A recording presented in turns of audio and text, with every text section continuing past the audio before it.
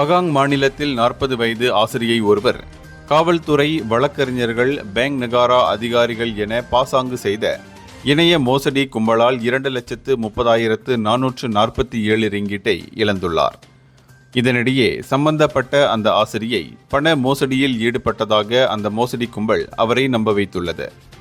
அது மட்டுமின்றி அவரது பெயரில் 23 வங்கி கணக்குகள் இருப்பதாகவும், ஒரு புதிய வங்கி கணக்கை தொடங்க வேண்டும் என்றும், கடன் பெற வேண்டும் என்றும் மோசடி கும்பல் கூறியது.